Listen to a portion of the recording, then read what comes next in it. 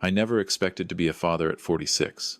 I had my life figured out, successful accounting practice in Vancouver, comfortable condo downtown, freedom to travel when I wanted. I was the fun uncle who showed up at Christmas with expensive gifts and took my nephew Nathan camping in the Rockies every summer. I never planned to raise a child, but then my brother David died. It was March 2010. David was driving home from a late shift at the pulp mill in Prince George when a logging truck lost control on the icy highway.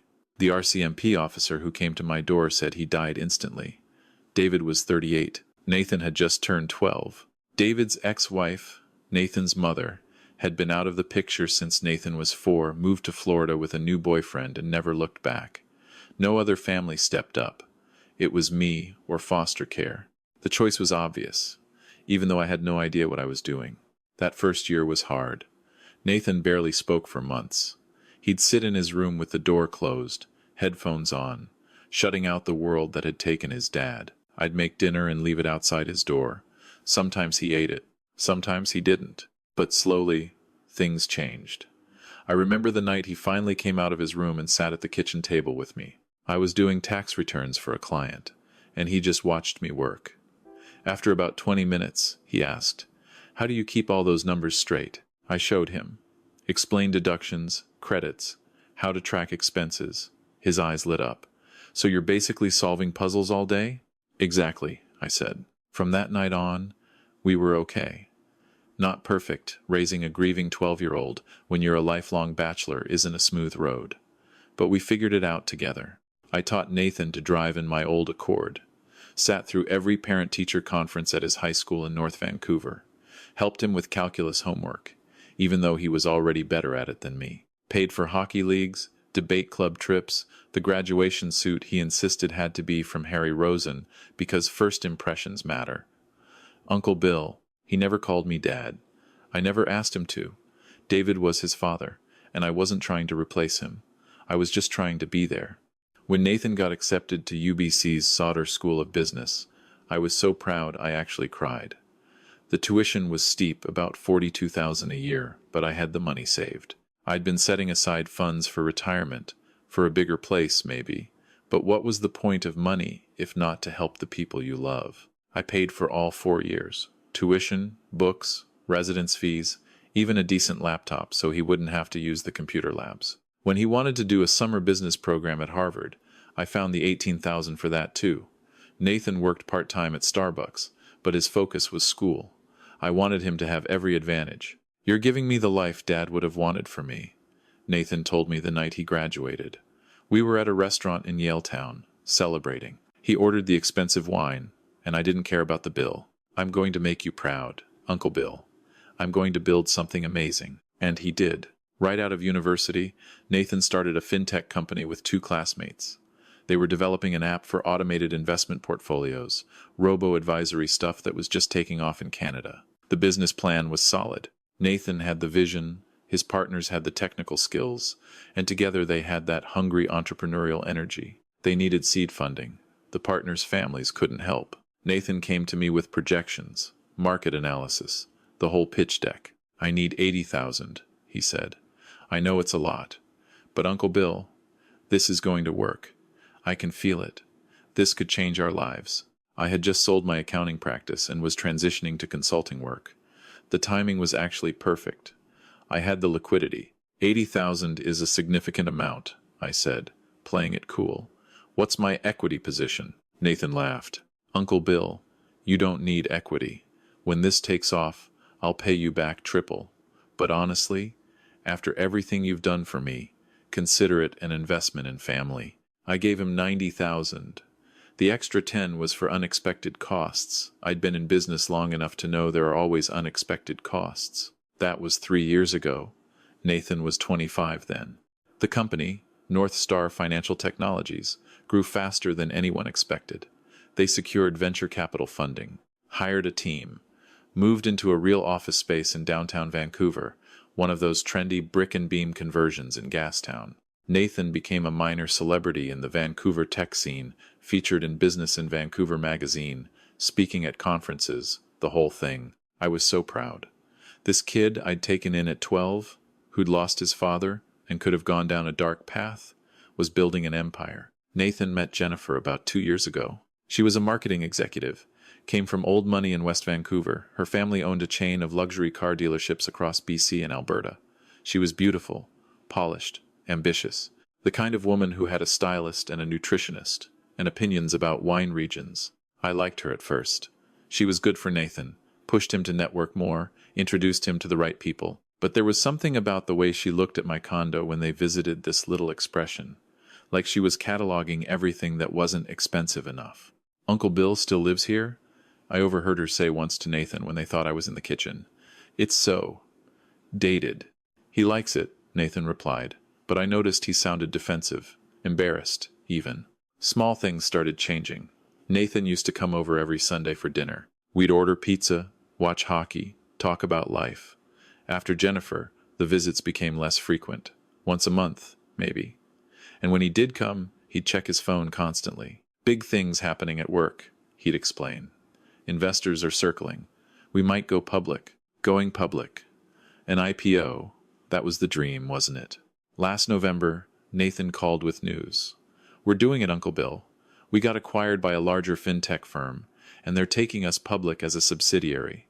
The IPO is scheduled for March." "That's incredible," I said, and I meant it. "I'm so happy for you, Nathan." "There's going to be a big event," he continued. "A celebration at the Vancouver Convention Center. All our investors, the board, media, everyone important. I want you there, obviously." "I wouldn't miss it," I said. That was in November. It's January now, and I haven't heard from Nathan in weeks. Then I saw the interview. It was in the Georgia Strait, one of those feature pieces they do on young Vancouver entrepreneurs, making it big. The headline was, "From Nothing to NASDAQ, How North Star's Nathan Chen Built a Fintech Empire." I read it on my iPad over coffee. The article painted Nathan as a self-made wunderkind. It talked about him losing his father young, accurate, but then it said he worked his way through university, taking on massive student debt and working multiple jobs to fund his education. That was a lie. I paid for his education. Every cent. It said he slept on friends' couches and ate ramen for a year while building the company from scratch. He lived in a nice apartment in Kitsilano that I helped with the damage deposit for. The article quoted Nathan directly. "I didn't have a safety net. No family money, no connections. Everything I built came from sheer determination and belief in the vision." That's what I tell young entrepreneurs: you don't need privilege, you need grit. I read that paragraph 3 times. Then I saw the photo. Nathan in his office, standing in front of a wall with framed photos. In the original layout of that office, one of those frames held a picture of him and me at his university graduation. I'd seen that photo on his desk for years. In the magazine photo, that frame was gone, replaced with some generic motivational poster. I set down my iPad. My hands were shaking. Not from anger, not yet. From something colder. A kind of clarity. That evening, Jennifer called me. Not Nathan, Jennifer.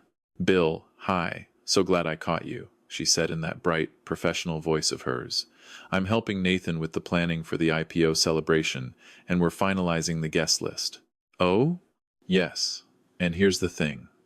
The event is quite curated.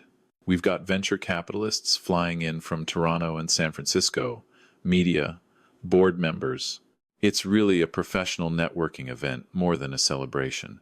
I waited. "What I'm saying is, we've had to keep the guest list very tight. Immediate business associates only. I know your family, but since you're not involved in the company operations, we thought it might be awkward for you to be there with all these finance people talking shop." "I see," I said slowly. "Nathan feels terrible about it," she continued. "He really does. But you understand, right? This is his big moment. He needs to focus on making the right impressions. Having to explain family relationships, it just complicates things." "Having to explain me," I said. "Well, yes. I mean, no offense, Bill, but you're retired. These are all active players in the tech and finance world. You'd feel out of place." I thought about the $90,000 I gave Nathan. I thought about the 4 years of tuition, the residence fees, the Harvard summer program, the 1,000 small expenses over 16 years. "Does Nathan know you're making this call?" I asked. There was a pause. We discussed it together. He agreed this was the best approach. Put him on the phone. He's in a meeting. Put him on the phone, Jennifer. Another pause. Muffled voices. Then Nathan came on the line. Uncle Bill, hey. Listen. About the event. Did you tell her to call me? Silence. Nathan. Did you ask your fiancée to uninvite me from your IPO celebration? It's not like that, he said, and his voice had this edge I'd never heard before. Irritation. Jennifer's right, okay? This event is important. I'll be networking, doing interviews. I can't be. I can't be the guy whose uncle is wandering around trying to talk hockey with venture capitalists. The guy whose uncle raised him, I said quietly. That's not fair. What's not fair, Nathan? What exactly is not fair? You know what? I've been grateful. I have. But I'm 28 years old. I'm not a kid anymore. I built this company. Me. My vision, my work, my risk. I can't spend my whole life being David's son that Bill took in. I need to be my own person. Something in his tone reminded me of Jennifer. The way she said certain words. This wasn't Nathan talking. Or maybe it was Nathan, and I just never heard this part of him before. I read the Georgia Straight article, I said. Silence again. You told them you had no family money, that you worked your way through university, that you built the company from scratch with no safety net. That's the narrative that works, Nathan said. Self-made sells better than had help from family. Investors want to back winners who clawed their way up, not guys who had things handed to them. Things handed to them. You know what I mean? No, I said. I don't think I do. Explain it to me. Uncle Bill, don't make this harder than it needs to be. Come to a family dinner after the IPO. We'll celebrate then. But the event itself, it's just business. It's not personal. It's not personal, I repeated. No, it's not. I hung up. I sat in my living room for a long time. Outside, the January rain drummed against the windows. Vancouver rain, the kind that comes in sideways and makes everything gray. I thought about David. My brother would have been 54 this year. He'd have been so proud of Nathan. He'd also have been furious at what his son just said to me. I've learned something in my 62 years on this planet. When someone shows you who they really are, believe them. Nathan just showed me. The next morning, I called my lawyer. Richard had handled my business affairs for 30 years. He knew the situation with Nathan. I need documentation of every payment I've made for Nathan, I said. Education, living expenses, the business investment, everything. I need it compiled in a clear format. Bill, what's going on? I'm protecting myself. It took Richard 3 days to put it together. The total came to $187,000 over 16 years. Not including the countless smaller things, the groceries, the hockey equipment, the car insurance I paid until Nathan was 25, the vacation to Toronto to visit UBC partner schools, the suit from Harry Rosen, $187,000. I had Richard draft a letter. Not a demand for repayment, I wasn't doing this for money, but a formal accounting of what I'd provided, signed and dated, with copies of receipts and bank transfers. Then I called Nathan. He didn't answer. I called Jennifer. She didn't answer either. I left a voicemail. Nathan, it's Uncle Bill. I've thought about what you said. You're right, you're your own person now. You don't need me at your event, and I respect that. I'm going to respect it completely. Take care of yourself. I didn't hear back. The IPO celebration was scheduled for March 15th. I saw the photos on social media afterward, Nathan in a Tom Ford suit, Jennifer in a designer gown, champagne glasses, important-looking people, the whole spectacle. The Vancouver Sun ran a piece about it. Another puff piece about Nathan's rise to success. More quotes about determination and grit, and building something from nothing. I'd already made my decision by then. I called my financial advisor. I'm restructuring my investments, I said. I'm moving everything out of any accounts or funds that have Nathan listed as a beneficiary. I'd set up a modest trust for Nathan. Years ago, nothing huge. Maybe $60,000 in bonds and index funds, intended as a backup if he ever needed it. I dissolved it and moved the funds into a charity I'd started supporting. A BC-based organization that helped kids who'd lost parents.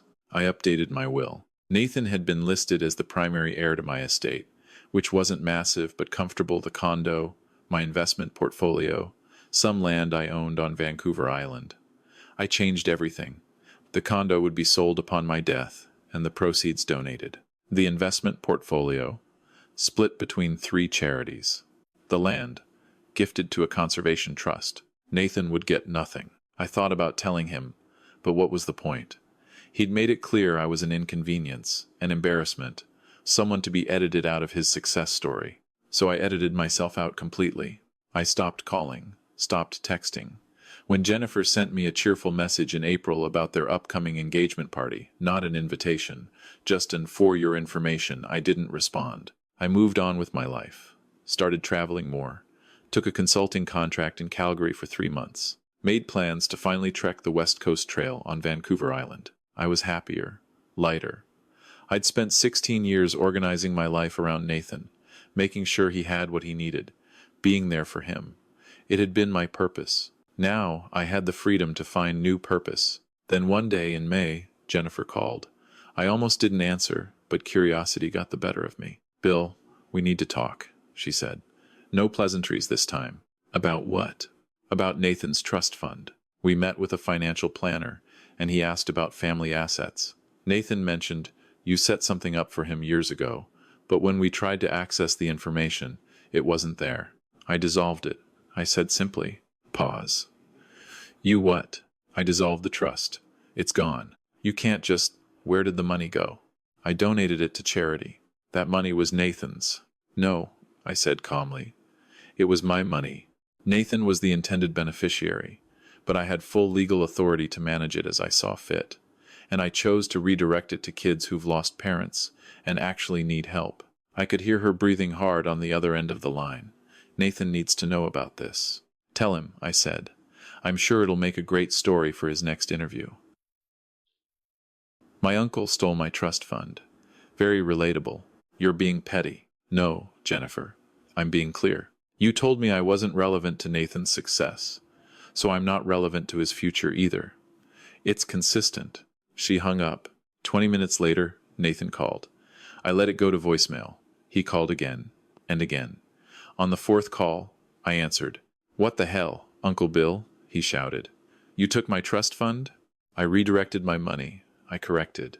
"Money I put aside for someone I thought would appreciate it." "You're punishing me for the IPO thing? That's insane." "I'm not punishing you. I'm just adjusting my priorities. Like you adjusted yours." "That's different. I was trying to build a career by erasing me from your history." Silence. "I saw all the interviews, Nathan. Not just the Georgia Strait, the Business in Vancouver piece, the CBC feature, the podcast with BetaKit. In every single one, you're the self-made entrepreneur who came from nothing. You worked multiple jobs. You had crushing student debt. You bootstrapped your company. All lies. That's marketing. That's branding. It's erasure. You took 16 years of my life, $187,000 of my money, and you made me disappear because I didn't fit your narrative. I never asked you to keep track. I never asked you to. To what? To raise you? You're right. You didn't ask. Your father died, and I stepped up because that's what family does. But apparently, family is only relevant when it's convenient. You're being unfair." "Am I? Tell me, Nathan." "When you told those investors your self-made story, when you told the media you came from nothing, did you feel unfair? Or did you feel clever?" No answer. "I'm 62 years old," I continued.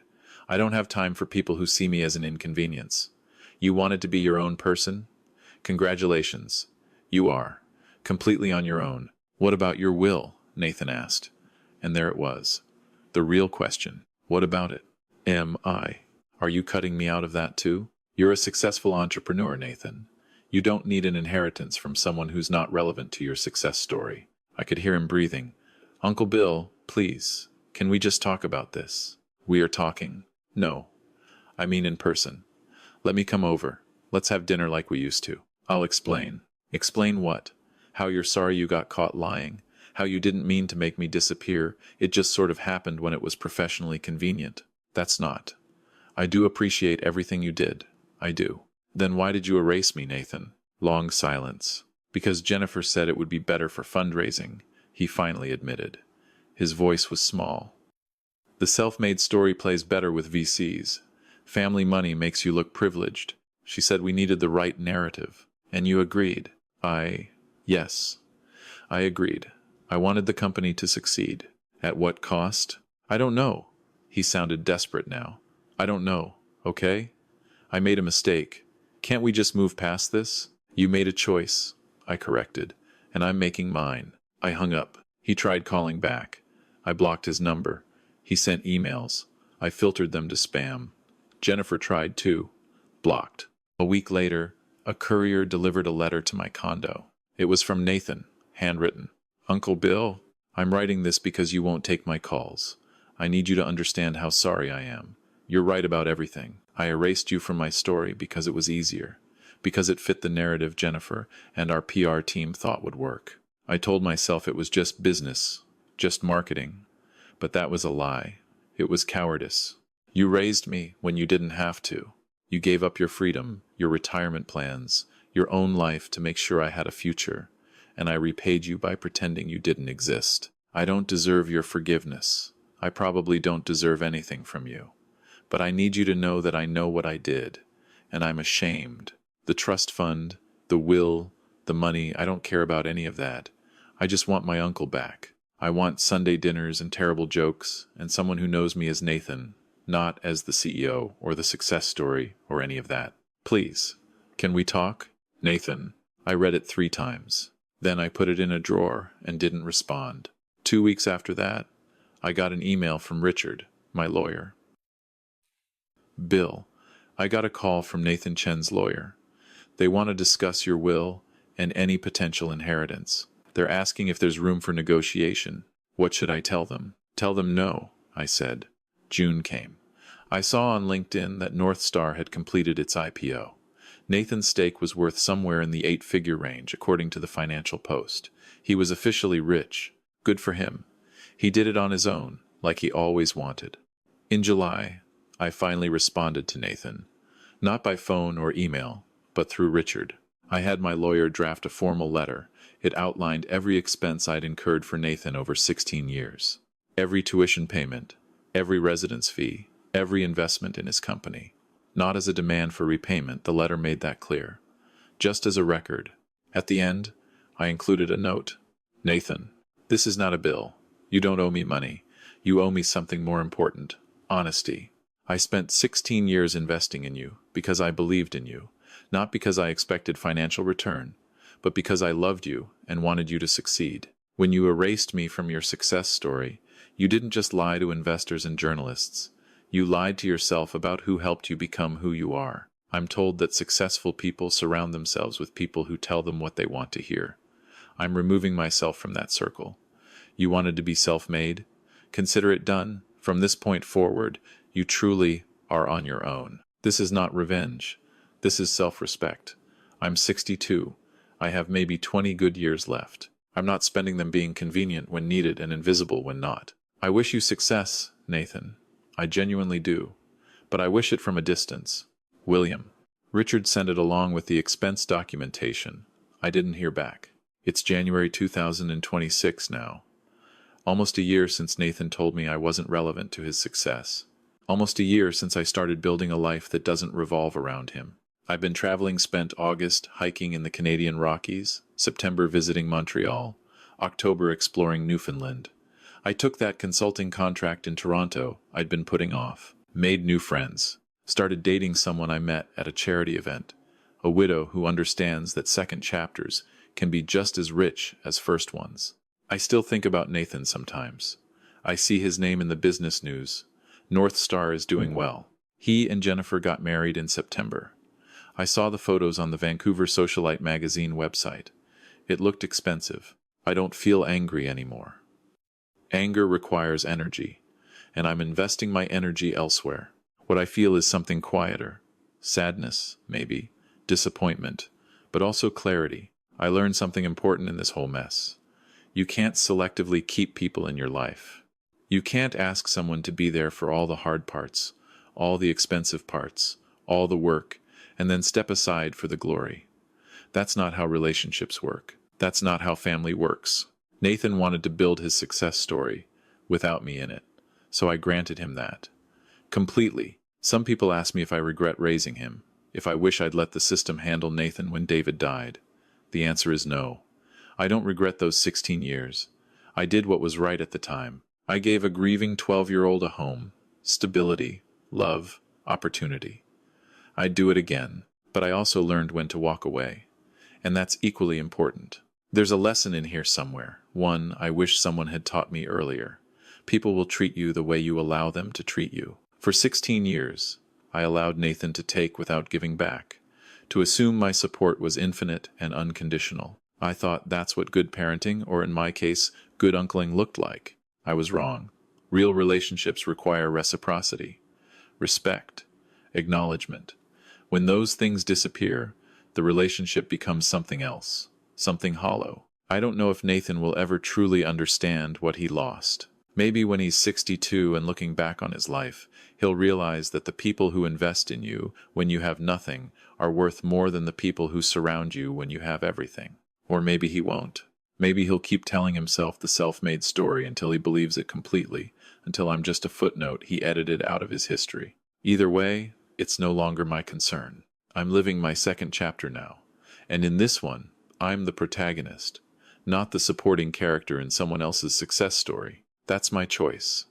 And unlike Nathan, I'm owning it completely. If there's anything I hope someone takes from my experience, it's this: love people, invest in people, help people when they need it, but never let anyone make you invisible. Never let anyone erase your worth because it's inconvenient to their narrative. And if they try, walk away with your dignity intact. You owe them nothing more. That's not revenge. That's self-respect. And at 62, I've finally learned the difference.